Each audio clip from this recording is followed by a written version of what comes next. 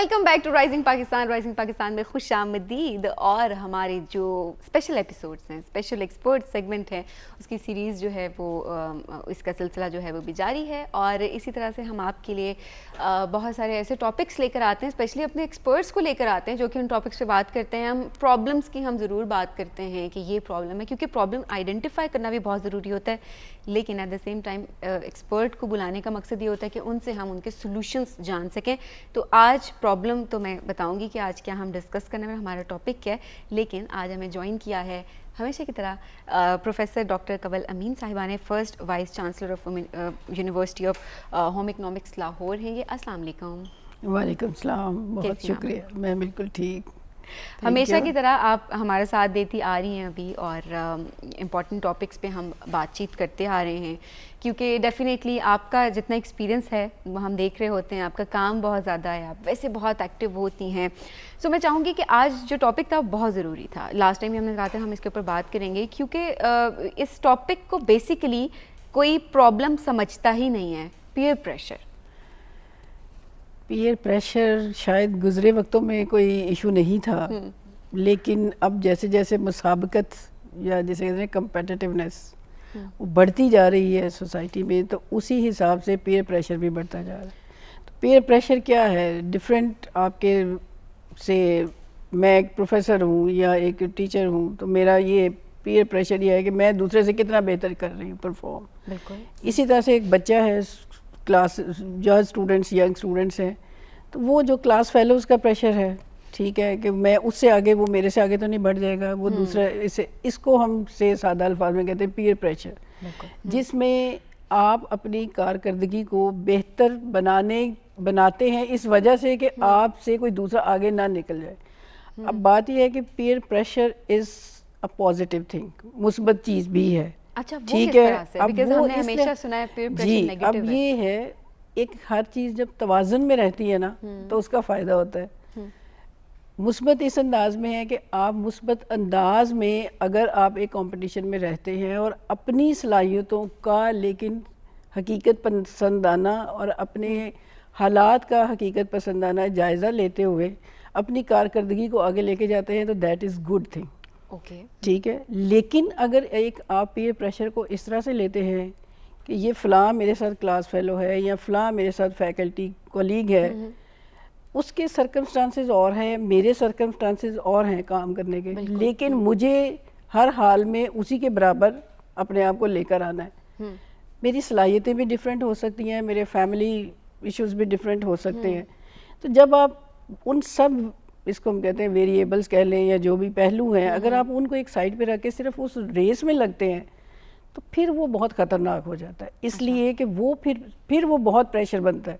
यानी प्रेशर होना पॉजिटिव अंदाज में आपको आगे लेके चले, इट इज़ गुड, लेकिन जब वो तवाज़ुन से जेलसी में चला जाए, मुसाबकतबाजी में चला जाए, आपसे ये बर्दाश्त ही नहीं होगा कि अगर उसके नंबर मेरे से ज़्यादा आ गए, उसका ग्रेड मेरे से बेहतर होगा, तो फिर ये बहुत ही मनफी एक रुझान है, बिल्कुल, जो आपको बहुत परेशान करता है। बिल्कुल। प्रेशर बेसिकली, पीयर प्रेशर के जो आप सोसाइटी के स्टैंडर्ड्स के मुताबिक आप जब आने की कोशिश करते हैं कि आपकी शायद इतनी कैपेसिटी नहीं है, बट आपको सोसाइटी के मुताबिक जब आप उस जगह पर पहुंचने की कोशिश करते हैं, तो वो आप एक्स्ट्रा प्रेशर अपने ऊपर क्रिएट करते हैं, जो कि आपके इर्द गिर्द के लोग बेसिकली जो है जी, क्रिएट कर रहे होते हैं। असल में बात ये ना कि फ़र्ज़ करें हम एक बच्चे को ही लेते हैं, एक मेरे बच्चे में कुछ और ज़्यादा टैलेंट्स होंगे, बिल्कुल, जो कि एक दूसरे बच्चे में किसी और तरह के होंगे, लेकिन जब मैं, ये हो सकता है वो उतने नंबर ना ले सकता हो या उतने मार्क्स रेस में वो इतना अच्छा नहीं हो, लेकिन उसकी एक इमेजिनेशन, उसकी एक क़ुव्वत तख्लीक या कोई दूसरी और एट्रीब्यूट्स बहुत अच्छे हो। दूसरी बात यह है कि पैमाना सिर्फ ये कामयाबी का, जब हमने ये नंबरों को बना लिया है या ग्रेड्स को बना लिया है या इस तरह से बना लेते हैं जी, हम कितने अच्छे इंसान हैं, हम अपने क्लास फेलोज़ के साथ कितने हेल्पिंग हैं, उसकी भी कोई ग्रेडिंग होनी चाहिए। बिल्कुल, टीम वर्क कैसे हम सिखाते हैं बच्चों को, तो इस तरह की, चूंकि हम उनको सिखाते नहीं हैं, हम सिर्फ ये बताते हैं कि आपने इससे बेहतर होना है। हमने बेसिकली सिर्फ कंपटीशन कंपटीशन में विन करना से, उसका नतीजा फिर ये होता है कि जब वो नहीं कर पाते हैं तो वो डिप्रेशन में जाते हैं। बिल्कुल, जब उसके साथ कोप नहीं कर पाते हैं, वो आपको भी नहीं बताते हैं कि हम नहीं कर पा रहे, प्लीज़ ना करें। And this has happened with I think I am as a mother also I have been some kind of peer pressure on my kids कि जी आपने अच्छा परफॉर्म करना है, क्योंकि लेकिन वो मैंने एक चीज़ रखी हुई थी, क्योंकि मैं ये कहती हूँ कि जिस बच्चे में जितनी जहानत है मैं उसको उस हिसाब से ज़रूर पुश करती हूँ कि देखो ये तुम्हारा टैलेंट है, उसको अगर तुम यूज़ नहीं कर रहे हो ना तो वो वेस्ट है। लेकिन अगर एक बच्चे में वो उतनी एनर्जी, मेंटल कह लें, फिजिकल कह लें, नहीं है और वो एक एवरेज इंटेलिजेंस का बच्चा है और उसको मैं कहूँ कि नहीं तुमने एक हाई आईक्यू लेवल के बच्चे के साथ तुम्हारा मुकाबले में मैं उसको डाल दूँ, तो ये मेरी ज़्यादती है। अच्छा डॉक्टर साहिबा, बाज़ों का जो सोसाइटी का एक प्रेशर होता है, हम पीयर प्रेशर भी जिसका इर्द गिर्द के लोग जो एक प्रेशर क्रिएट करते हैं, लोग कहते हैं कि अगर एक बच्चा उसका टैलेंट डिफरेंट है लेकिन साथ साथ वो हम कहते हैं सिर्फ एजुकेशन पे फोकस करे, और हम कहते हैं अच्छा ठीक है आपने इंजीनियर बनना है, आपने डॉक्टर ही बनना है, सारे प्रोफेशंस हमारे लिए काबिल एहतराम है, बट अगर वो बच्चा नहीं बनना चाहता या बच्ची नहीं बनना चाहती तो उसको उस पर फोर्स भी किया जाता है, जिससे उसकी मेंटल हेल्थ भी बहुत ज़्यादा इफेक्ट होती है। बिल्कुल होती है। इसमें मेरा ख्याल है ये अब आज के जो माँ बाप हैं या पेरेंट्स हैं उन पर ये बहुत बड़ी जिम्मेदारी आयद होती है कि वो अपने खोलें विजन को भी, दिलो दिमाग को भी, और जाने कि बच्चे को भी जाने उसकी अल्लाह ताला ने उसको क्या खसूसी टैलेंट्स या खसूसियात दे के उसको पैदा किया है। बिल्कुल। और दूसरा ये कि सिर्फ 2-4 अब प्रोफेशंस नहीं है, चाहे वो बच्ची है चाहे बच्चा है, अब तो इतने नए फील्ड्स हैं, ठीक है, तो उसको एक तो फियर में रहना कि पता नहीं अगर इसमें जाएगा कल को जॉब मिलेगी या नहीं, या इसमें जाएंगे इनका फ्यूचर क्या होगा। देखिए फ्यूचर आप एक आम फील्ड में भी बना सकते हैं, बशर्ते ये कि वो आपके अंदर टैलेंट था और आप उसमें एक्सेप्शनल आउटस्टैंडिंग हैं। बिल्कुल। अदरवाइज आप एक नालायक डॉक्टर भी हैं, आप एक नालायक टीचर भी हैं। नालायक से मुराद ये है कि नॉट वेरी कॉम्पिटेंट, ठीक है, एग्जैक्टली इंटरेस्ट आपका है। उस तरह के डॉक्टर या टीचर या इंजीनियर बनने से बेहतर है कि आप किसी ऐसे प्रोफेशन में हों, ठीक है, जो कि जिसमें आप ज़्यादा एक्सेल कर सकते हैं। बिल्कुल। तो उसमें आपके फ्यूचर भी बेहतर होगा और बच्चे को अनड्यू स्ट्रेस भी नहीं होगा।